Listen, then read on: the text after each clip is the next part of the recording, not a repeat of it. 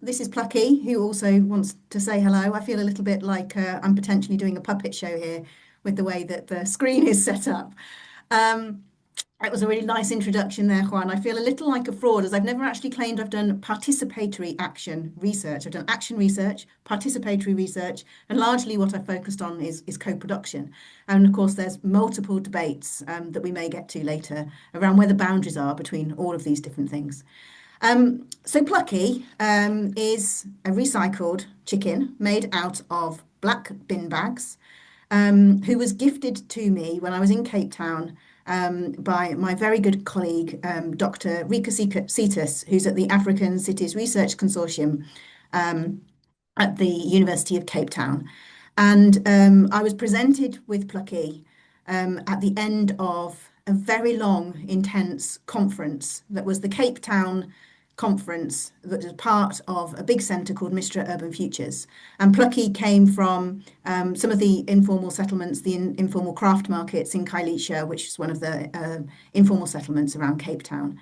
And it's that moment of relief at the end of a big conference where you've had all of this anxiety and anticipation and excitement and joy and fear about how your co-produced projects might be going, your participatory research.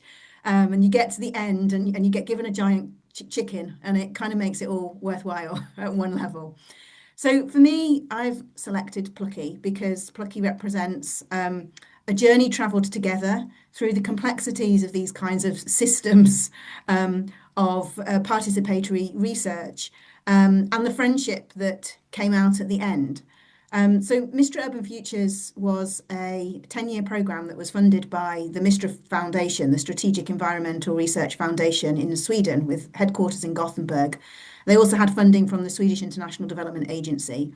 And the big idea was that we would set up local interaction platforms in different cities, including in Gothenburg, where the headquarters were, in Greater Manchester, where I was based at the time in the UK, in Cape Town, in South Africa, and in Kisumu in Kenya.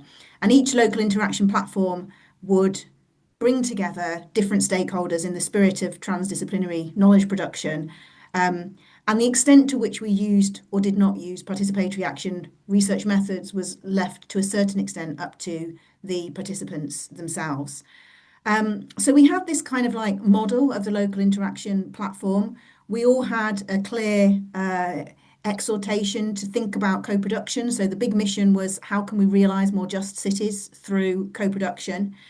And there were a number of, I'm interested, like maybe in the discussion to pick up with Danny, kind of like some of the background structural issues that make working at a systemic level when you're trying to do participatory action research so difficult, because we certainly encountered many of those.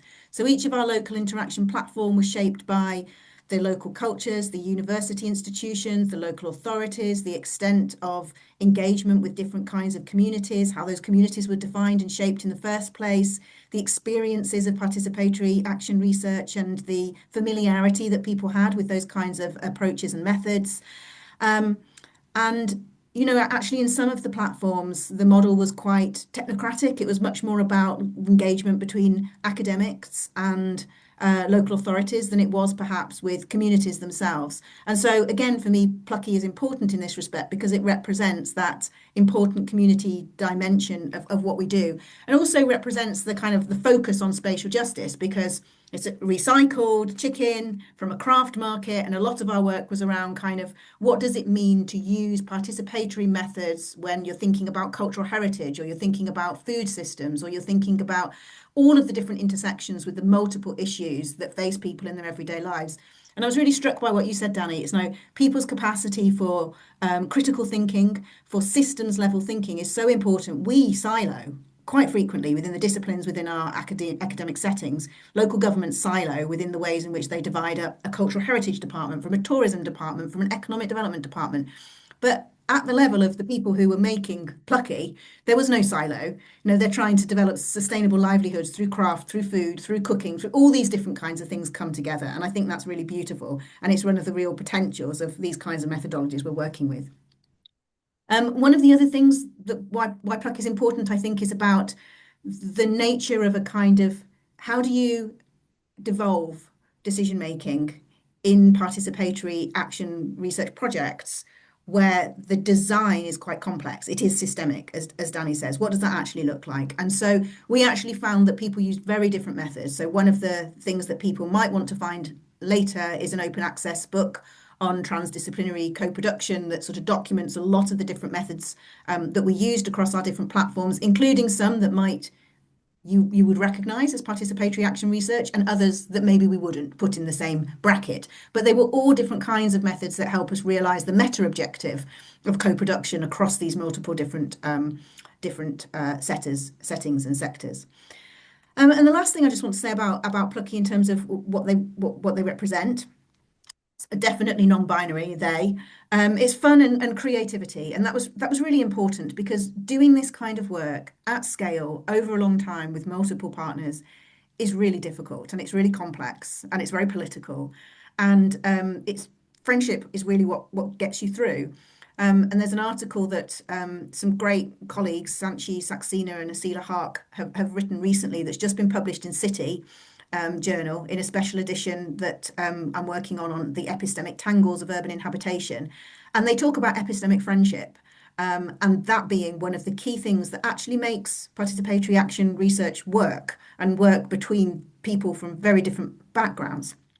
So just to conclude, in what ways do I think maybe Plucky has helped me think differently about theory and practice?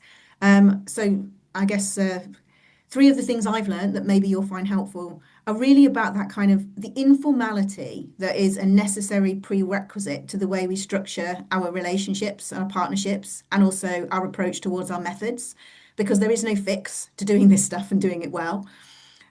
So within our local interaction platforms with a colleague, Warren Smith, who's at the University of Cape Town, we wrote a paper looking at the kind of strategies of knowledge intermediation that we were using and the tactics of trying to unsettle and deal with knowledge hierarchies that kind of wrap around the specific methods. So we all did use a lot of specific methods, creative methods, exhibitions, all kinds of different things with groups that we were working with. But it's all this informal stuff, the sort of subtle ways in which we're positioning our participants in relation to local authorities. Who do you take with you? Which doors do you leave open? All of these different strategies and tactics became really important to us. And after I finish speaking, I'll put a couple of links to these papers in the chat. I think the second thing then was that point around friendship. We found that the formal partnership that was trying to structure the whole program around co-production had many inflexibilities and contradictions and difficulties with the funding, right down to how you pay people and reward people for their time, that sometimes made it very difficult to manage politically. And we found that it was the informal alliances, that sense of allyship and the kind of activism that is then produced between the cracks of that informal partnership that mattered so much. And I guess that's the third thing really, was around thinking about the informality behind the method. And I find this quite often with PhD researchers and early career researchers who want to take participatory action research off a shelf and just kind of do the method. They want to follow the steps and do the method. And it's quite hard to think about how you build and support a genre of people who have the right disposition, the right attitudes, the right sensitivities, the informality. It's so tactical, it's so nuanced, it's quite hard to codify. And that's made me interested a lot more in praxis as opposed to method. And I've been thinking about this in a paper around the idea of epistemic choreography, which I think all of these things, the strategies, the tactics, the alliances, the allyship, the activism, and the choreography, those are the things that kind of sit beyond the method that actually make it work. So I think all of that comes from Plucky really, because going back to the point around informality and friendship, Rika, who gave me the chicken, and I have now become very good friends, and we write about this stuff, and it's what sustains partnership when the formal money runs out, and that's why it matters so much. So I have now upgraded. They've had a promotion to, as you can see, the international ambassador for the whole of the Urban Institute. And Plucky recently came out at our Faculty of Social Science showcase, and everybody really loved it, and actually then became the kind of feature piece of the Faculty of Social Sciences showcase. So, these things endure, and it's a reminder of why these informal networks and relationships matter so much. Thank you.